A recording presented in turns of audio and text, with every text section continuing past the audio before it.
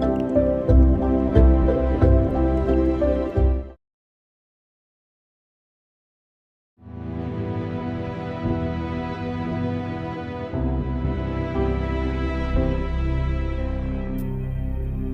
हम एक बेहद खूबसूरत ग्रह पे राज कर रहे हैं। ये ग्रह जिसने हमें माँ जैसे प्यार दिया वो और कोई नहीं बल्कि हमारा घर पृथ्वी है। आज से लगभग 4.6 अरब वर्ष पहले न पृथ्वी थी, न सूर्य, न कोई ग्रह, सिर्फ अंधेरा था। और उस अंधेरे में तैर रहा था गैस और डस्ट का एक विशाल महासागर, एक कोल्ड साइलेंट कॉस्मिक क्लाउड जिसे हम कहते हैं सोलर नेबुला। ये कोई साधारण बादल नहीं था, ये इंटरस्टेलर मीडियम का एक हिस्सा था। इतना विशाल कि इसकी चौड़ाई लाइट ईयर्स में मापी जाती थी, इतना विरल कि हर क्यूबिक सेंटीमीटर में सिर्फ कुछ पार्टिकल्स मौजूद थे। फिर भी इसी विरल क्लाउड में छिपा था पूरे सौरमंडल का भविष्य। इस नेबुला में सबसे ज्यादा था हाइड्रोजन और हेलियम, वही तत्व जो बिग बैंग के बाद जन्मे थे। लेकिन कहानी यहाँ खत्म नहीं होती। कार्बन, ऑक्सीजन, आयन, सिलिकॉन, ये हेवी एलिमेंट्स यहाँ पैदा नहीं हुए थे। इनका जन्म हुआ था पुराने तारों के हृदय में, और जब वे तारे मरे तो सुपरनोवा बनकर फट पड़े और अंतरिक्ष में बिखर गए वही तत्व जिनसे आगे चलकर ग्रह बनेंगे, समुद्र बनेंगे और तुम बनोगे। तुम्हारे शरीर का हर एटम कभी न कभी किसी तारे का हिस्सा था। लेकिन लाखों वर्षों तक ये नेबुला शांत रहा, क्योंकि दो शक्तियां एक दूसरे को संतुलित कर रही थी। ग्रेविटी जो सब कुछ भीतर खींचती है, और गैस प्रेशर जो बाहर की ओर ढकेलता है। फिर एक दिन ये शांति टूट गई। पास के किसी सुपरनोवा से निकली शॉकवेव इस क्लाउड से टकराई और बैलेंस समाप्त हो गया। नेबुला कोलैप्स होने लगा, धीरे धीरे, फिर तेजी से। ये कोलैप्स रैंडम नहीं था। जब कोई क्लाउड पर्याप्त मैसिव हो और बहुत ठंडा हो तो उसकी अपनी ग्रेविटी उसे भीतर गिरा देती है। इसी प्रिंसिपल को फिजिक्स में कहा जाता है जीन्स इंस्टेबिलिटी। पार्टिकल्स पास आने लगे, कोलिजन्स बढ़े, टेम्परेचर राइज होने लगा और एक मृत सी शांति में ऊर्जा ने जन्म ले लिया। लेकिन इसी दौरान एक और महत्वपूर्ण घटना हुई। ये क्लाउड पहले से थोड़ा घूम रहा था, और फिजिक्स का एक नियम कहता है कि जब कोई वस्तु सिकुड़ती है तो उसका रोटेशन तेज हो जाता है। इस नियम को फिजिक्स में कहते हैं एंगुलर मोमेंटम। जैसे एक आइस स्केटर अपने हाथ भीतर लेते ही तेजी से घूमने लगता है, वैसे ही ये नेबुला भी तेजी से घूमने लगा। धीरे धीरे इसका आकार बदल गया। एक गोल क्लाउड अब बन चुका था एक फ्लैट रोटेटिंग डिस्क। इसके सेंटर में मास लगातार जमा होने लगा। वहां प्रेशर बढ़ा, हीट बढ़ी और एक डेंस ब्लेजिंग कोर बनने लगा जो आगे चलकर बनेगा सन, यानी हमारा सूरज। और उसके चारों ओर घूम रही थी गैस, डस्ट और आइस से भरी एक विशाल रिंग शेप डिस्क, जिसको हम कहते हैं प्रोटोप्लैनेटरी डिस्क। ये डिस्क हर जगह समान नहीं थी। सन के पास तापमान इतना अधिक था कि सिर्फ मेटल्स और रॉक्स टिक सके। दूर के रीजन में ठंड थी, जहां आइस और गैसेस स्टेबल रही। इसी वजह से भीतर की तरफ जन्म लेंगे रॉकी प्लैनेट्स और बाहर की तरफ गैस जायंट्स। लेकिन सबसे अद्भुत बात तो अभी बाकी है। इस डिस्क में मौजूद माइक्रोस्कोपिक डस्ट पार्टिकल्स एक दूसरे से चिपकने लगे। धूल से कण बनेंगे, कणों से पत्थर, पत्थरों से दुनिया, और उन्हीं दुनियाओं में से एक होगी हमारी पृथ्वी। पृथ्वी की कहानी उस दिन से शुरू नहीं हुई जब वह बनी। उसकी शुरुआत उस क्षण से हुई जब एक शांत नेबुला ग्रेविटी के दबाव में आकर कॉस्मिक चाउस में बदल गया।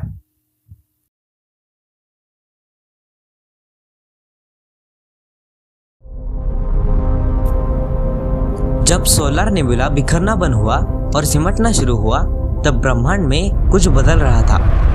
एक घूमती हुई डिस्क के बीचों बीच मैटर इकट्ठा हो रहा था। डेंसिटी बढ़ रही थी, टेम्परेचर हर पल भड़क रहा था, और फिर वो सिर्फ एक गैस का बादल नहीं रहा, वो बन रहा था एक प्रोटोस्टार, एक न्यूबॉर्न स्टार जो अभी जला नहीं था, लेकिन जिसके अंदर ताकत जाग चुकी थी। ग्रेविटी उसे अंदर की तरफ खींच रही थी, हर सेकेंड उसे और कंप्रेस कर रही थी और इसी दबाव में उसका कोर लाखों डिग्री तक गर्म हो चुका था। फिर आया वो पल जिसने सब कुछ बदल दिया।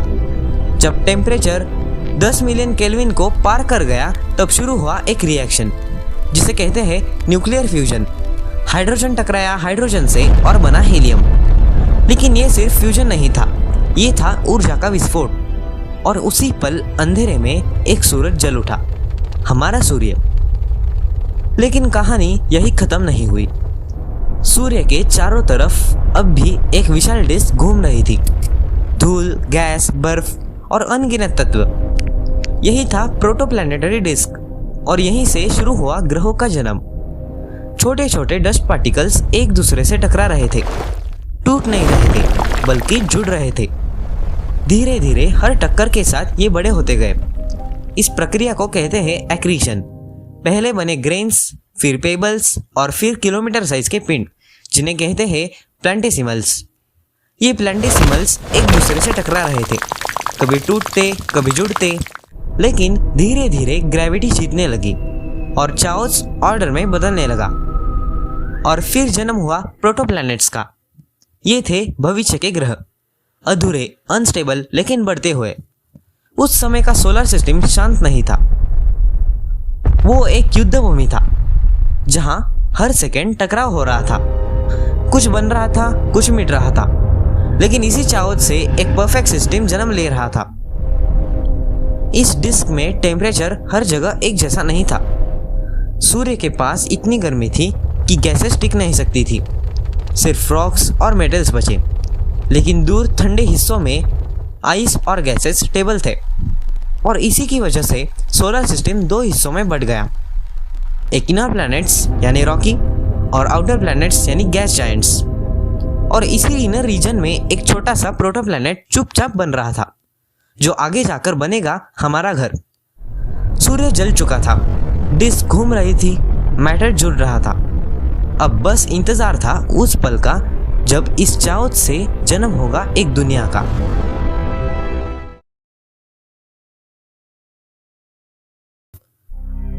सूर्य का जन्म हो चुका था, लेकिन उसके आसपास फैला हुआ था एक विशाल घूमता हुआ डिस्क, गैस, धूल और अनगिनत छोटे छोटे कण। ये धूल के कण इतने छोटे थे कि आप उन्हें आंखों से देख भी नहीं सकते। लेकिन यही छोटे छोटे कण आगे चलकर ग्रह बनाने वाले थे।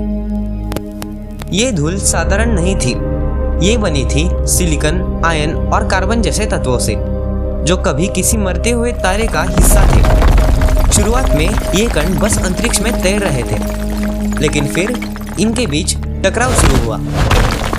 जब दो छोटे कण धीमी गति से टकराते हैं तो वो टूटते नहीं, बल्कि एक दूसरे से चिपक जाते हैं। इसे कहते हैं शुरुआती अक्रीशन। धीरे धीरे ये कण छोटे गुच्छों में बदलने लगे, माइक्रोमीटर से मिलीमीटर और फिर सेंटीमीटर तक। जैसे जैसे ये गुच्छे बड़े होते गए, उनकी टकरें भी तेज होती गई। कुछ टकराव उन्हें और बड़ा बना देते, लेकिन कुछ उन्हें तोड़ भी देते। यहीं पर एक बड़ी समस्या सामने आई, फ्रैगमेंटेशन बैरियर। मतलब एक सीमा के बाद ऑब्जेक्ट्स टकरा कर टूटने लगे। लेकिन प्रकृति यहाँ नहीं रुकी। डिस्क में गैस और धूल साथ घूम रहे थे, लेकिन दोनों की गति अलग थी। इस अंतर की वजह से कुछ जगहों पर धूल के कण जमा होने लगे। इसे कहते हैं स्ट्रीमिंग इंस्टेबिलिटी। और अचानक छोटे छोटे कण एक साथ आकर बड़े समूह बनाने लगे। जब ये समूह काफी बड़े हो गए तो ग्रेविटी ने कमान संभाल ली और जन्म हुआ किलोमीटर साइज ऑब्जेक्ट्स का, प्लैंटेसिमल। ये थे ग्रहों के बीज। अब टकराव सिर्फ रैंडम नहीं थे, ग्रेविटी उन्हें एक दूसरे की तरफ खींच रही थी। कुछ ऑब्जेक्ट्स दूसरों से तेजी से बढ़ने लगे। जितना ज्यादा मास उतनी ज्यादा ग्रेविटी और उतनी ही ज्यादा टकरे। इसे कहते हैं रनअवे ग्रोथ। और यहीं से ग्रह बनने की रफ्तार अचानक बढ़ गई। धीरे धीरे ये ऑब्जेक्ट्स इतने बड़े हो गए कि वे छोटे ग्रहों जैसे दिखने लगे। इन्हें कहते हैं प्रोटोप्लैनेट। लेकिन ये दुनिया शांत नहीं थी। हर तरफ टकराव, विस्फोट और लगातार बदलता हुआ अंतरिक्ष। इन सब के बीच एक ऑब्जेक्ट धीरे धीरे बाकी सबसे बड़ा बनने लगा। वो बढ़ रहा था, गर्म हो रहा था और उसका भविष्य अलग ही था, क्योंकि वो बनने वाला था हमारा घर। धूल के छोटे छोटे कणों से शुरू हुई ये कहानी आज एक पूरी दुनिया बन चुकी है और यही है हमारी पृथ्वी की असली शुरुआत।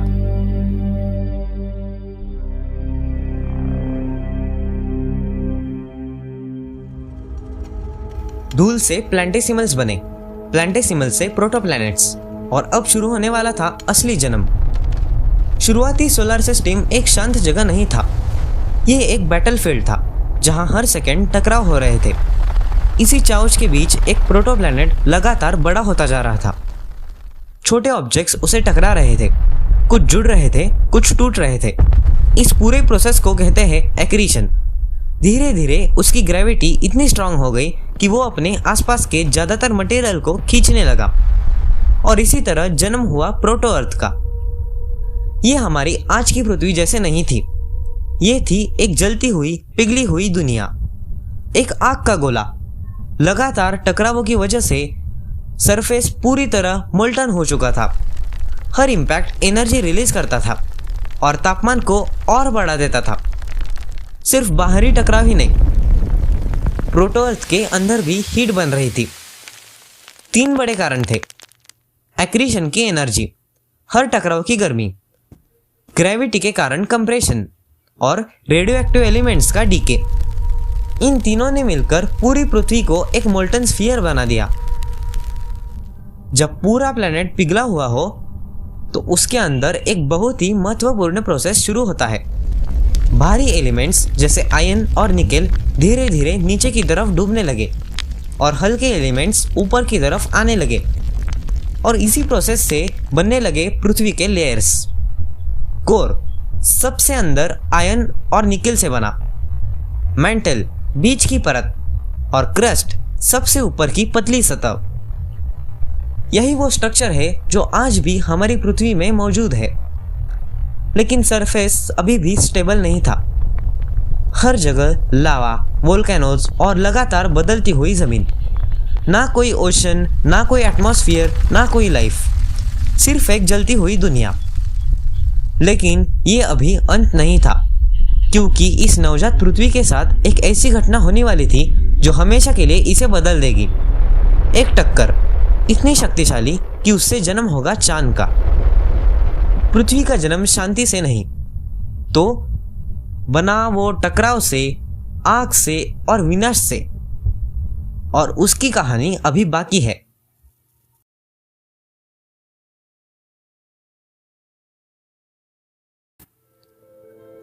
पृथ्वी का जन्म हो चुका था, लेकिन वो अभी भी एक अधूरी दुनिया थी, एक जलता हुआ गोला जिसकी सतह पर सिर्फ लावा ही लावा था। लेकिन असली कहानी अभी शुरू होने वाली थी। सौर मंडल के इस चाउज में एक और प्रोटोप्लैनेट घूम रहा था। इसका नाम था थेइया। लगभग मंगल ग्रह जितना बड़ा और अपनी ही कक्षा में घूमता हुआ। लेकिन ग्रेविटी के इस खेल में उनकी कक्षाएं टकराने वाली थी और फिर एक ऐसी टक्कर हुई जो पूरे सौरमंडल की सबसे वायलेंट घटनाओं में से एक थी। इसे कहते हैं जायंट इम्पैक्ट हाइपोथेसिस। जब थेइया पृथ्वी से टकराया तो एनर्जी इतनी ज्यादा थी कि दोनों बॉडीज का बड़ा हिस्सा पिघल गया। पृथ्वी का आउटर लेयर स्पेस में उछल गया और उस मटेरियल ने पृथ्वी के चारों तरफ एक ग्लोइंग रिंग बना दी। ये रिंग स्टेबल नहीं थी। ग्रेविटी ने इसे धीरे धीरे इकट्ठा करना शुरू किया। छोटे छोटे टुकड़े आपस में टकराने लगे और कुछ ही समय में एक नया सेलेस्टियल बॉडी बनने लगा, चांद, हमारा एकमात्र नेचुरल सैटेलाइट। और सोचने वाली बात यह है कि चांद पृथ्वी का ही एक हिस्सा है। इस टक्कर के बाद पृथ्वी पूरी तरह बदल चुकी थी। उसकी सरफेस फिर से मोल्टन हो गई, उसकी रोटेशन तेज हो गई और उसकी एक्सिस भी टिल्ट हो गई। यही टिल्ट आज हमारे सीजन्स का कारण है। चांद सिर्फ एक नेचुरल सैटेलाइट नहीं है, उसकी ग्रेविटी पृथ्वी के ओशंस को कंट्रोल करती है, टाइड्स बनाती है और सबसे इंपॉर्टेंट, पृथ्वी को स्टेबलाइज करती है। अगर चांद नहीं होता तो शायद लाइफ भी नहीं होती। एक टक्कर, जिसने विनाश किया, लेकिन उसी विनाश से जन्म हुआ चांद का, और उसी के साथ पृथ्वी बनी एक स्टेबल दुनिया। इसलिए कहते हैं ना, कभी कभी क्रिएशन की शुरुआत डिस्ट्रक्शन से ही होती है।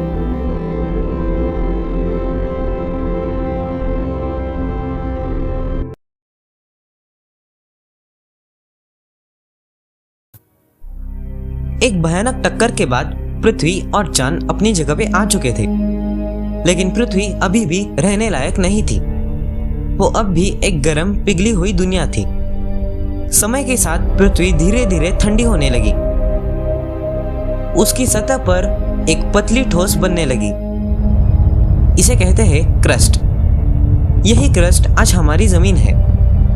लेकिन शुरू में पृथ्वी के पास कोई स्टेबल एटमॉस्फेयर नहीं था। जो भी गैसेस थी वो स्पेस में उड़ जाती थी। फिर शुरू हुआ एक नया प्रोसेस, वोल्केनिक आउटगैसिंग। हजारों वोल्केनोस फटने लगे और उनके अंदर से निकलने लगी gases, carbon dioxide, water vapour, nitrogen. धीरे धीरे इन गैसेस ने मिलकर पृथ्वी का पहला एटमॉस्फेयर बनाया। अब एटमॉस्फेयर में बहुत सारा वाटर वेपर था। जैसे जैसे पृथ्वी ठंडी होती गई, ये वेपर कंडेंस होने लगे और फिर बारिश शुरू हुई। लेकिन ये साधारण बारिश नहीं थी। ये बारिश हजारों सालों तक लगातार होती रही और इसी से बने पृथ्वी के पहले ओशंस। कुछ वैज्ञानिक मानते हैं कि पानी का एक हिस्सा एस्टेरॉइड और कॉमेट से भी आया है, जो आइस लेकर पृथ्वी से टकराए। अब पहली बार पृथ्वी पर वो कंडीशंस बनने लगी थी, जैसे कि लिक्विड वाटर, स्टेबल सरफेस और एक एटमॉस्फेयर। लेकिन अभी भी ऑक्सीजन नहीं था और लाइफ अभी शुरू नहीं हुई थी। लेकिन कहीं ना कहीं इन ओशंस के अंदर केमिकल्स रिएक्ट कर रहे थे। इसे कहते हैं अबायोजेनेसिस। यही वो प्रोसेस है जिससे पहली बार लाइफ ने जन्म लिया। पृथ्वी अब एक जलती हुई दुनिया नहीं रही। वो बन चुकी थी एक ऐसा ग्रह जहां लाइफ पॉसिबल थी। आग, टकराव और चांच के बाद आखिरकार शुरू हुई एक नई कहानी, जिंदगी की कहानी।